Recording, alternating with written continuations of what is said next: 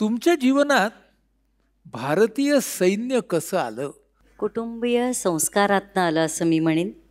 आणि घरामध्ये एक वडिलांचं सतत होतं की फक्त पुस्तकं वाचू नका, ती जगण्यात कशी उतरवता आहे बघा. हं. मग राष्ट्रसंत असो राष्ट्रपुरुष असो, त्यांचा एक विचार, आपण जगण्यासाठी एक एक जन्म घेणं गरजेचं आहे. आणि हा जन्म म्हणजे मग तो समर्पित. अर्पणामध्ये आपण देणारा भिन्न राहतो, समर्पणामध्ये आपण एकरूप होतो आणि स्वतःचा विसर पडला पाहिजे, मी दिलं ह्याचा सुद्धा. कारण मला मुळात सांगते ना की एक प्रापंचिक ज्या चौकटीतलं आपण जीवन जगतो ते मला जगायचंच नव्हतं. आतासारखा तो काळ नव्हता ना की मी नाही लग्न करा, हे विचार विषय आणि जगणं नव्हतं. त्यामुळे आपल्याला आईवडिलांचं ऐकायचं होतं. मग छोटीशी अट घातली होती की सैन्य दलातल्या अधिकाऱ्याशी माणसाशी मी लग्न करीन. कारण त्याच्यामागे छुपा हेतू माझा असा होता की ही माणसं मला कशाला भेटायला येतात, त्यामुळे सापडणारच नाही मुलगा आणि आपण छान आपलं आपलं आयुष्य ज्या मार्गाने मला जायचं आहे जगता येईल. मग मिस्टर माझे एअरफोर्समध्ये नुकती त्यांची सर्व्हिस बॉन्ड संपून आले होते. पण विवाहाला हो म्हणताना माझी एक सुंदर अट होती त्यांना की फक्त प्रापंचिक जर जीवन माझ्याकडनं अपेक्षित असेल तर ते मी जगू इच्छित नाही. मग ते जे आपण जगणार नाही आहोत, जी आपली योग्यता नाही, माझी नाही आहे प्रपंचासाठी योग्यता, हे मला वाटतं. सो मी काय करू शकते, तर मला स्वतः पलीकडे आणि स्वतः आधी मला देशासाठी जगायचं आहे. काय असतं ना, प्रत्येकाला एक हेतू मिळायला लागतो आणि तो हेतू मिळाला की अंतर्यामी दडलेली ही स्फूर्ती वर येते. हा हेतू मिळणारा प्रसंग किंवा घटना तुमच्या आयुष्यात काय घडली? 99चं कारगिलचं युद्ध. अस्वस्थ होते त्या कारगिल युद्धाच्या बातम्यांनी. त्याच्या आधीपासून अस्वस्थ होते की दहशतवाद खूप टोकाला होता, शहीद होत आहेत सैनिक. आणि मग आम्ही दोघांनी ह्या शहीद परिवारांच्या घरी जायला सुरुवात केली. घरी जाताना कुटुंबांना भेटताना जे आपण म्हणतो ना परदुःख शीतल, ती माझी स्वतःची लायकी मला कळली की नाही, सांभाळायला हवं. आता सांभाळ गेलेलं माणूस परत येतं का, हे बोलायला खूप सोपं आहे हो. पण जो आपल्या सगळ्यांसाठी स्वतः पलीकडे जाऊन प्राण देतो त्याचं मला काही मोलच नाही आहे. आणि जो काही ॲप्रोच हे 24-25 वर्ष सेवा करताना मी अनुभवते तो असा की काय पेन्शन मिळतं की त्यांना, अच्छा पेन्शननी माणूस तो जो जगला ना, त्याची जी नीतिमत्ता आहे तुम्हाला सांगते सैनिकांची, इतकी साधी माणसं आहेत की कधीच ते मी केलं म्हणत नाहीत. It's my duty. हा जो माझा कर्तव्याचा भाग आहे हा नागरिकांमध्ये रुजला पाहिजे. तो केवळ 15 म्हणून ते मग त्या कामातनं सुरुवात झाली. पहिली अशी विजिट, म्हणजे अशी भेट कशी झाली, काय झालं? 2-3 दिवस दसऱ्यासाठी होते आणि वर्तमानपत्रात बातमी होती की शहीद अमुक अमुक यांच्या पार्थिवावर दसऱ्याच्या दिवशी अंतिम संस्कार होतील. त्या वाक्याने मी अशी हादरून गेले. आणि वर्तमानपत्रामध्ये त्या आमच्या सैनिकाचा छोटासा फोटो होता. तुम्ही बघा कुठल्याही मीडियावर मोठे फोटो, मोठ्या जाहिराती कोणाच्या असतात की ज्यांना आपणच सेलिब्रिटी बनवलंय म्हणते मी. आणि ॲक्च्युअल जे सेलिब्रिटीज आहेत त्यांची आम्ही दखलच घेत नाही आहोत. ही मानसिकता आहे आपली. मग मला तर ह्याच लोकांना हिरो आणि आयडॉल्स बनवायचं होतं. आणि ते वाचून त्या छोट्याशा मुलाचा फोटो, अरे बापरे म्हटलं, फक्त वय वर्ष 22, त्यांनी आपल्या राष्ट्रवासियांसाठी प्राणांचं सर्वोच्च बलिदान दिलं आणि त्याची दखल एवढीशी. आणि मी दसरा साजरा करणारे, मला काही घेणं देणं नाही आहे. त्याच्या कुटुंबावर आत्ता काय वेळ असेल. आणि त्या मुलाचा नुकताच विवाह झाला होता, एक 6-8 महिने लग्नाला झालेले. काय कुटुंबावर त्या भावनिक तो माहोल काय असेल मी कल्पना करू शकले नाही. ते वर्तमानपत्र मी हातात घेतलं आणि पुण्यातल्या स्वारगेट बस स्टँडवर गेले. मग ते बस स्टँडवर गेले. स्टार्टरनी मला ह्या एस टीत बसा, मग तिथं उतरले, तिथून तिथं जा, असं 2-3 हे बदलत मी त्या घरात पोचले. आणि तुम्हाला सांगते कुठलीही कीव दया सहानुभूती या क्षेत्रासाठी अजिबात नाही आहे, अपेक्षितही नाही आहे. त्या घराघरांमध्ये तुम्हाला सांगते आपल्या, मग तो मुलगा असो कुणाचा नवरा असो, त्या मृत्यूचा एक सार्थ अभिमान आहे, दुराभिमान नाही. ते दुःखाचे बोजवारे मांडत नाहीत आणि प्रदर्शन तर त्याहूनच करत नाहीत. आणि त्याही पलीकडे जाऊन आता माझा मुलगा गेला, आता माझा नवरा गेला, मग सरकारने मला अमकं तमकं XYZ द्यावं, समाजाने मला द्यावं, असे हात पुढे करून आमचं एकही सैन्य दलातला एकही कुटुंब किंवा एक व्यक्ती मी आज तगायत बघितलं नाही. त्या मुलीला जे मी पाहिलं आणि तुम्हाला सांगते आत्तासुद्धा मला बोलताना असं वाटतं की माझी मुलगी तेव्हा फक्त 12वीत होती. किती लहान तो मुलगाच, मुळात 22 वर्षाचा, ती किती लहान. दुर्दैवाने कोणावर अशी वेळ येऊ नये, पण आपल्या मुलीवर अशी वेळ आली तर आपण तिचा हात सोडू का, हा प्रत्येकाने आपल्याला आई म्हणून विचारावं, वडील म्हणून विचारावं. पण आज आपण पुणे, मुंबई, संभाजीनगर अशा वेगवेगळ्या शहरांमध्ये राहताना खूप सुखाने बायका आपण जीवन जगतो. पती पश्चात जगायचं राहिलं तर. पण खेडेगावामध्ये अजूनही मृत्यू पश्चात आपल्या पतीच्या जगायचं कसं हे खूप सहज सोपं नाही आहे बरं का.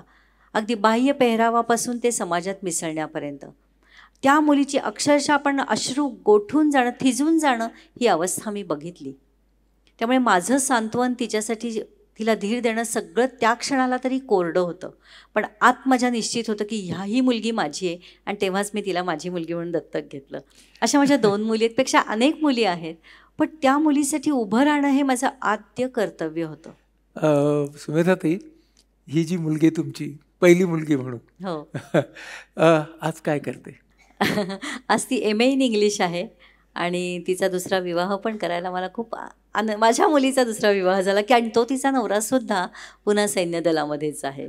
अशा अनेक मुलींना तुम्ही खऱ्या अर्थानं जीवनामध्ये परत यायला मदत केली. या मुलींबरोबरचं तुमचं नातं, ते काही अनुभव?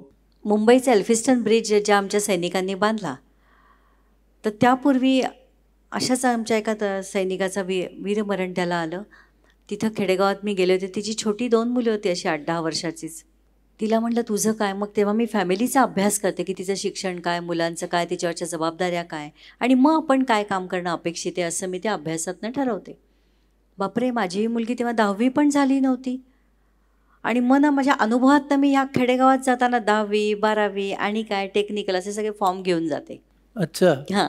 आणि त्या मुलींना म्हणते अच्छा तुला पुढे काय करायला आवडेल तू, कारण आपल्याकडे म्हण सामाजिक मन, मी सांगते असं काही घडलं ना की आम्ही एक शिवणाचं मशीन यंत्र विकत घेतो आणि त्यांना देतो. अरे पण त्या मुलीला ती शिवणकाम नाही शिकायचं आहे, आम्हाला फक्त दिलं दाखवायचं, एक फोटो काढायचा आणि त्याची बातमी करायची आहे. सॉरी, हे काम बातमीसाठी नाही. सो तिला काय आवडतं, तिचे इंटरेस्ट कुठे आहेत, ती कोणत्या क्षेत्रामध्ये स्वतःला आर्थिकदृष्ट्या स्वावलंबी करू इच्छिते, कोणत्या क्षेत्रात ती शिक्षण घेऊ इच्छिते. आपल्या मुलांचे चॉईस बघतो की नाही आपण, त्याचनुसार मला त्या मुलीचं चॉईस मी बघते. मग तिचे फॉर्म भरले वगैरे आणि तिला 10वीची परीक्षा द्यायला लावली. आणि त्याच्यानंतर बरोबर नेक्स्ट रिझल्ट लागण्याच्या वेळी मुंबईमध्ये एल्फिस्टन ब्रिज ज्या सैनिकांनी बांधला त्यांचा सत्कार करणं, म्हणजे समाजासमोर ती माणसं यावीत म्हणून तो कार्यक्रम होता. असा कार्यक्रम सुरू होणार आणि तिचा मला फोन की काकू मी 10वी पास झाले आणि 48-52% माझी मुलगी तेव्हा मेरिटला आली होती असं मी मानते. कारण ज्या संघर्षातनं ती परीक्षेला उभी राहिली, या मुलींचं ते उभं राहणं जे आहे ना, ते म्हणजे माझं जगणं आहे. वा. आणि ह्या जगण्यातनं जो म्हणून म्हटलं तुम्ही देत राहा, मागायची गरजच भासत नाही, तो आपोआप आनंद आपल्याला मिळतो, आपोआप समाधान मिळतं. ही जबाबदारी तुम्ही जी घेतलीत, ह्या सगळ्याच्या मध्ये अशी कधी खूप कसोटीची वेळ भावनिक दृष्टीनं त्या मुलीवर आली आहे, तुम्ही तिला त्या क्षणाला आधार दिलायत, थोडं गोंधळूनच गेले आहेत काय, असं म्हणजे त्यावेळी घालमेल झाली आहे तुमची, असे काही प्रसंग? की आमचे एक लेफ्टनंट कर्नल करणबीर सिंग नट होते, तर त्यांची छोटी मुलगी एक 8-10 वर्षाची, ती छान तयार झाली होती, आपल्या बाबांना अशी गळ्यात पडली. त्यांच्या आईने एक छान फोटो काढला, देखो ना मम्मा आज मैं इतनी छान अच्छी तरह से तैयार होकर पापा के पास गई, पापा ने मेरी तरफ देखा ही नहीं, पापा मेरे से बात नहीं करते, पापा मुझे कभी स्कूल लेने नहीं आते, पापा मेरी PTA मीटिंग अटेंड नहीं करते, देखो ना मम्मा पापा मेरे से बात ही नहीं करते. एका टेररिस्ट ऑपरेशनमध्ये त्यांच्या इथे कुठेतरी गोळी लागली होती आणि अशा ऑड बाहेर पडली होती. तेव्हापासून त्यांचं शरीर होतं पण ते संवेदनाहीन होतं. त्या सगळ्या ह्याच्यातनं जो तो परिवार सफर होत असतो ना, तर ती गोळी त्यांनी झेललेली असते ना की आपण सगळे छान राहोत. पण आपण ही जबाबदारी मानत नाही की ती गोळी झेलणारा आपल्यासाठी झेलतो, तर त्या पश्चात जी काही त्या कुटुंबावर जर येते ना वेळ, त्यावेळी तो परिवार आपला असला पाहिजे. साधारण किती अशा मुली तुमच्या आहेत तुमच्या कुटुंबात? खरं सांगू का, एक व्यावहारिक दृष्ट्या या बाबतीत आम्ही नवरा बायको खूप ना अडाणी राहिलो, कारण आम्हाला काही आकडेवारी मोजून कोणाला सांगायची नव्हती ना. हा आमच्या समाधानासाठीचा प्रवास होता, पण नाही मी आता आकडेवारीमध्ये नाही तुम्हाला सांगू शकत. आणि मला वाटतं न सांगणंच छान, कारण सांगण्यासाठी नव्हतं, ते आत वाटलं होतं म्हणून ते जगण्याचा विषय होता. ह्याला हा जो नवीन आयाम मिळाला तो त्या ऑक्सिजन युनिटच्या निमित्ताने मिळाला, ते काय झालं? सियाचीन जगातली सर्वोच्च रणभूमी, त्या भूमीविषयी माझं खूप वाचन सुरू होतं. अच्छा. आधी भारताच्या सीमारेषा कशा, त्यांची आव्हानं कशी सैनिकांची, नॉर्थ ईस्टला असणाऱ्यांची कशी, राजस्थान कशी, उत्तर पूर्व हिमालय कशी, आग्नेय नैऋत्य आणि दक्षिण समुद्रकिनारा, नैसर्गिक वैविध्य आणि प्रत्येक ठिकाणी army navy air force, BSF, CRPF यांची चॅलेंजेस वेगवेगळी आहेत. म्हणजे 18,500 फुटांच्या वर असलेली पूर्ण बर्फाची भूमी, वर्षभर 30 ते 35 फूट बर्फ, वाऱ्याचा वेग तशी 60 ते 80 किलोमीटर पर आवर, काही फुटांवरचं दिसत नाही, chilblain, frostbite, memory loss, weight loss, पाणी प्यायची इच्छा न होणं, भूक न लागणं हाय अल्टिट्यूडमुळे. आणि मग ह्या सगळ्याचा एक्स्ट्रीम परिणाम कुठे आहे तर हाय अल्टिट्यूडमुळे तिथं हवेमध्येच ऑक्सिजनचं प्रमाण अत्यंत विरळ. तर 3 परमवीर चक्र विजेत्यांना 2 कारगिल युद्धातले आणि एक ज्या भूमीविषयी मी आपल्याशी बोलते सियाचीन, जी पोस्ट भारतामध्ये ज्यांनी काबीज करून आणली, कैद पोस्ट जी पाकिस्तानकडे होती, खूप आपल्या त्याच्यामध्ये ऑपरेशन्स झाली होती पण यश येत नव्हतं because of that adverse climatic conditions. त्यावेळी जेव्हा त्यांच्याशी मग तो संवाद होता म्हटले हां बहनजी, आणि मी आगाव ना, मी त्यांना म्हटलं कारण ते भूमीचं वाचन होतं आणि ती व्यक्ती माझ्या समोर होती. मग म्हटलं बाना सिंह जी, आप मुझे बता सकते हो कि वहाँ स्थित हमारे फौजी बहन के लिए मैं क्या कर सकती हूँ, है ना. अच्छा. अगर आप सच में कुछ करना चाहती हो तो वहाँ स्थित हमारे फौजी बहन की सास के लिए अगर कुछ कर सकती हो. आणि हेच मला खरं हवंच होतं. मग जो अभ्यास सुरू झाला, 3-4 वर्ष आम्ही दोघं नुसतं झपाटून अभ्यास करत होतो. अभ्यासातनं उत्तर समोर आलं, ऑक्सिजन जनरेशन प्लांट आणि रिफिलिंग सेंटर. उत्तर सापडलं, त्याला एक्झिक्यूट कसं करायचं, ते खर्च कसा करायचा, पैसा कुठनं उभारायचा, कारण त्याची किंमत जी समोर आली होती 2.5 करोड आणि खिशामध्ये 2,500 नव्हते. मग ह्या कुटुंब परिवारासाठी जे आम्ही काम सुरू केलं होतं ते आमच्या दोघांच्या पगारातनं, पेन्शनमधनं. मग अगदी काही कमी पडलं तर आमच्या मित्रमैत्रिणी, अच्छा तू असं करतेस का, असं करत करत पण हे 2.5 कोटी मी कुठनं आणणार होते. मग मी सुरुवातच माझी एक पायलट प्रोजेक्ट म्हणतो त्या स्वतःसाठी आम्ही प्रयोग करायचं ठरवलं. मी करोना होता 19-18च्या दरम्यान मी तेव्हा पावन भिक्षा मागायला सुरुवात केली. लोक मला हसत होती, नावं ठेवत होती, बाईच्या डोक्यावर परिणाम झालाय म्हणत होती, स्टंट करते म्हणत होती, फालतूपणा करते, हे पण मी खूप ऐकत होते आणि मी ते एन्जॉय करत होते खरं तर. कारण मला स्वतःला जज टेस्ट करायचं होतं. कशी होती ती माझी भिक्षा. माझ्या खांद्याला खरोखरी छान झोळी होती. मी ती झोळी घेऊन ना 13 घरात 13 दिवस आधी सुरुवात केली होती.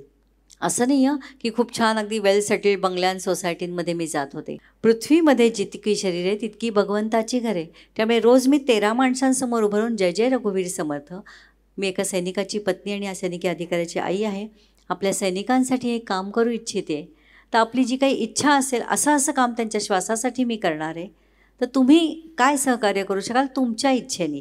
1 रुपया द्या, 10 द्या, 11 द्या. माझं कुणालाच म्हणणं नव्हतं तुम्ही किती द्या, पण या राष्ट्रसेवा कार्यामध्ये तुमच्या इच्छेने मला मदत करा. काही लोक अशी बघायची, काही हसायची, काही लोक मला अशी सांगितली की अहो नाही ना, आत्ता कोणीच घरात नाही आहे 10-1 रुपयासाठी. पण हे मला पचवायचं होतं. आणि जिथं मग करोना असल्यामुळे मी परवानगी किंवा पूर्वसूचना देऊन जात होते. मग जेव्हा लोकांना माहिती होता ही बाई टपकणार आहे इथे, तर तेव्हा अगदी पटकन छान दारं बिरं लावून किंवा चुकून मी पोचायला आणि कोणीतरी खिडकीतनं गॅलरीतनं बघायला की अहो आत्ता ना घरात कोणी नाही आहे आणि आत्ता माझ्याकडे नाहीच आहे तो पैसे. तुमचा विश्वास बसेल. मला दिलं नाही म्हणून माणसं वाईट अजिबात नाही आहेत, पण मी भिक्षेमागचा माझा उद्देशच तो होता की लोकांच्या मनात राष्ट्र आहे का आणि राष्ट्रासाठी करायची इच्छा आहे का, लोकांनी माझ्यावर विश्वास का ठेवावा. त्यामुळे ती सुरुवात स्वतःपासून होती. आणि मग काही जण द्यायला लागले. एखादा दिवस असाही जायचा की कोणी दारात उभं करायचं नाही. त्या दिवशी अशीच रस्त्यातनं फिरवते 1, 2, 3, 4, 12 माणसांपर्यंत 13 मेसेज माझं बोलणं झालं की माझी भिक्षेचं घर संपलं. नॉट नेसेसरी बांधलेलं घर. कोणी रिक्षावाले दिसले, हातगाडीवाले दिसले, कामवाले, त्यातनं चालणारा माणूस दिसला, बस स्टॉपवर दिसला. मी माणसांशी बोलत होते आणि थकून थांबले होते. ते उदाहरण मी सगळीकडे शेअर करते. शेजारी एक फळांची गाडी होती. मी त्यालाही म्हटलं आपण निघालोच होत ना. सगळी लोकल आज कल्पना करा क्षणभर मी तुम्हाला असं म्हटलं की आज सगळेजण घरी गेलात ना की उद्यापासून राष्ट्रासाठी भिक्षा मागायला सुरुवात करा.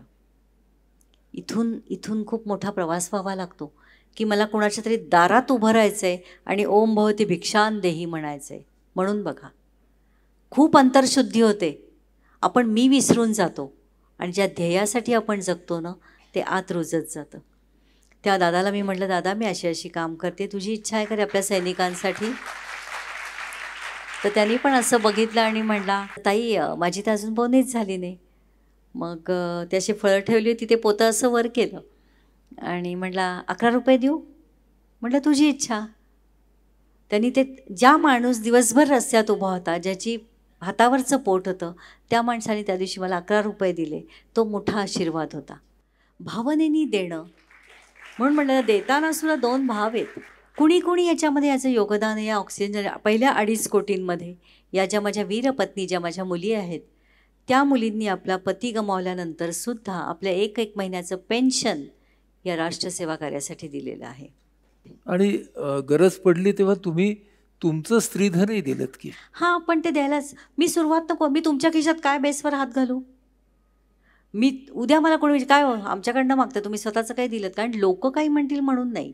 जे दागिने आणि आउटलुकमध्ये इतक्या आपण गुंतलेले असतो, पण खरं सौंदर्य कशात आहे हे जर बायकांना कळलं ना, तर बायका, मी तर म्हणते असा ट्रेंड समाजात यावा की सादगी में सुंदरता होती है ना. मग ती सादगी कुठून येईल? आंतरिक शुद्धी आधी पाहिजे. आंतरिक शुद्धी कुठून येईल? चिंतनात नाही येईल. चिंतन कधी घडेल? जेव्हा तुम्ही जगायला लागाल. जगण्यातनं आपली विचारक्रिया वाढते, अनुभवातनं. आणि ते करता करता, म्हणून मी ते दागिने कुठे मी अशी त्यातली नव्हते. तर हे सगळं करत असताना एका बाजूला तो 2.5 कोटी नावाचा नंबर, ती संख्या, एका बाजूला तुमचे प्रयत्न, त्याला मिळणारा हा मनपूर्वक मिळणारा 11 रुपयापासूनचा सहभाग आणि मनपूर्वक मिळालेला नकारसुद्धा. तर असा एक पॉईंट येतो की जेव्हा ना ते आता ते सुरू होतं, आता पैसे यायला लागतात. असं कधी घडलं? सुरुवातीला जेव्हा लोकांना मी अपील करायला लागले, तेव्हा कोणी एकदम 100 रुपये देत आहेत रे लोक, असं आम्हाला दोघांना आनंद व्हायचा. आमच्या दोघांचा निश्चयच असा होता की आपल्या सैन्य दलासाठी हाय अल्टिट्यूडला जिथे जिथे आपले सैनिक कार्यरत आहेत त्यांच्या श्वासासाठी असे एकूण 3 ऑक्सिजन जनरेशन्स प्लांट्स आम्हाला उभे करायचे आहेत.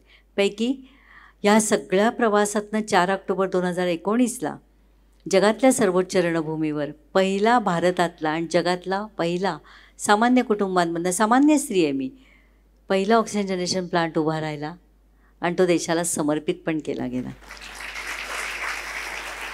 इच्छा, पैसे, पण हे सगळं तांत्रिक भाग, ती यंत्रणा, तो तिकडे उभा करणं, त्याच्यासाठी आर्मी बरोबर लियाजन करणं, हे कसं काय केलं?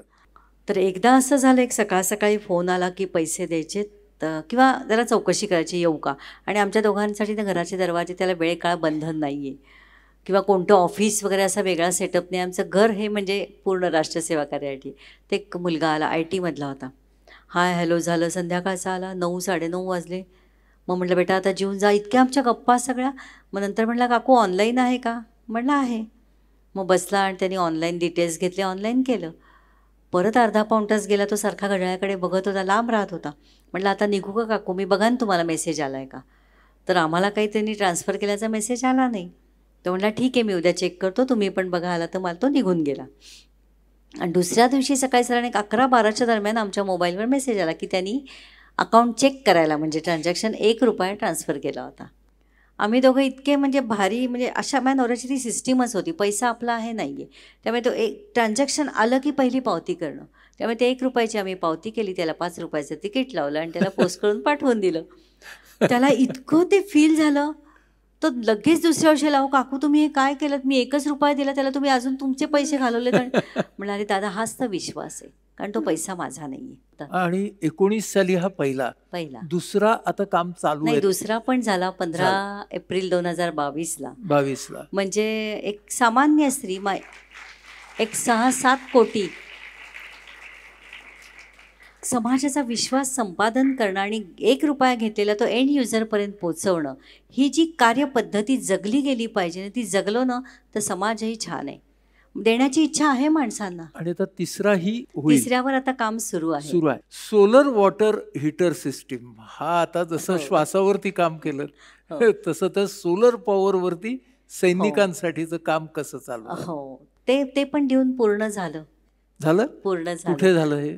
ते पुण्यामध्येच मिलिटरी हॉस्पिटल खडकीला, जिथे टोटली पॅरालाइज सैनिक होते, स्पायनल कॉर्ड इंजुरी सेंटरला तो solar water heater system plant handover केला गेला. तुम्हाला सांगते ना, एका सैनिकाला दिलेला शब्द, प्रतिज्ञा आणि वचन म्हणजे काय? ते म्हणजे solar water heater system plant. कारण पहिला प्लांट करताना, ते काम करताना, हाय अल्टिट्यूडला जाऊन करताना जे काही कॉस्ट फिजिकल मोजावी लागली, ती दुसरा प्लांट हँडओव्हर करून मी कॉस्ट मोजली ती माझ्या नवऱ्याची. ते दुसरा प्लांट हँडओव्हर केल्यानंतर आज त्यांची साथ सुटली, पण त्यावेळी माझ्या नवऱ्याला मी केलेली एक कमिटमेंट होती की आज आपण हेच जगलो आयुष्यभर, ते काम मी पुढे करत राहणार आहे. त्यामुळे त्याला दिलेली कमिटमेंट होती म्हटल्यावर मी ते आणखीन जोमाने काम करायला लागले आणि अवघ्या 8 महिन्यामध्ये तो solar water heater system plant, कारण तो विषय इथं होता.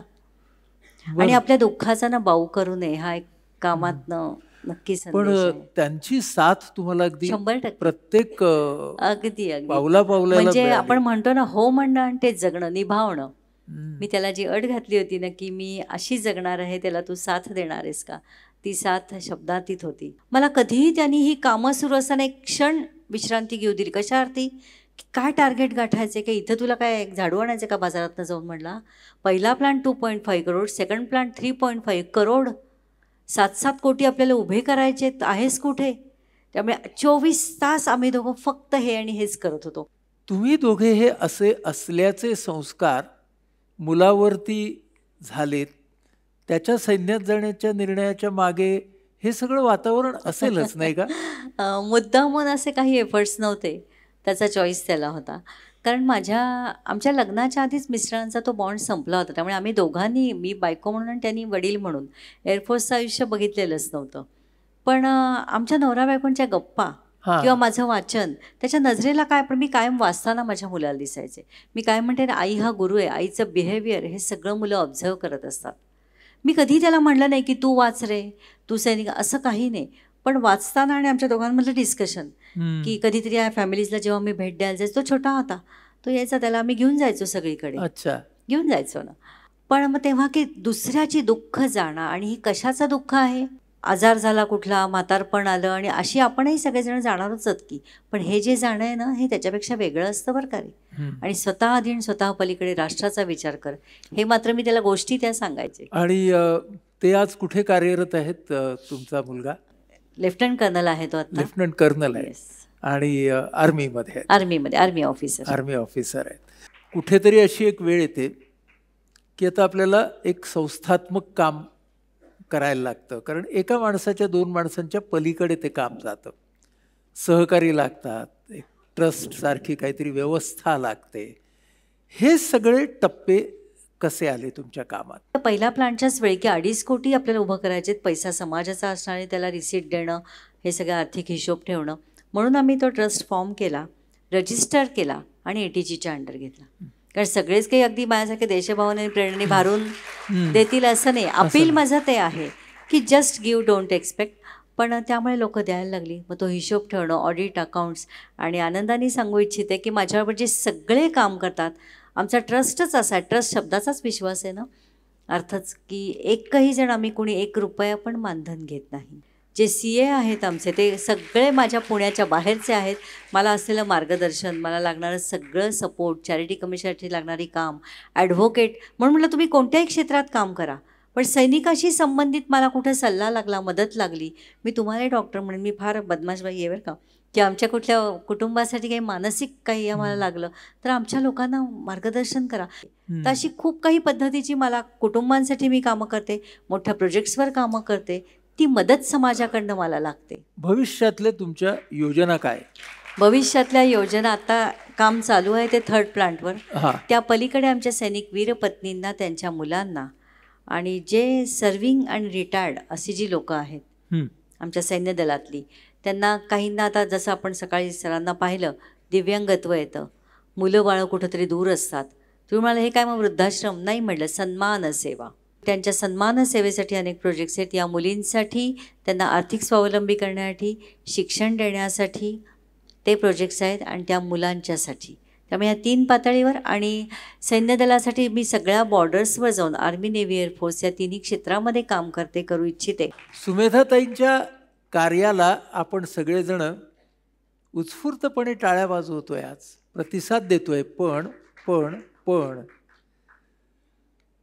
ह्या टाळ्या विरून जाणाऱ्या टाळ्या नसाव्यात.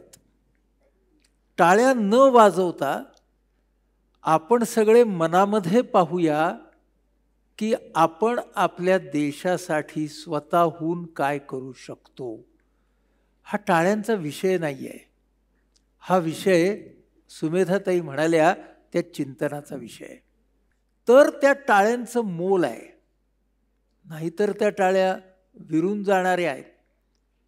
आणि आपलं आयुष्य जेव्हा घेण्यावरती आधारित असतं आणि देण्याचं तिकडे नाव नसतं, तेव्हा आपण श्वास घेत असलो तरी निर्जीवच असतो. या निमित्तानं श्वास कसा घ्यायचा ते सुमेधाताईंनी आपल्याला शिकवलं.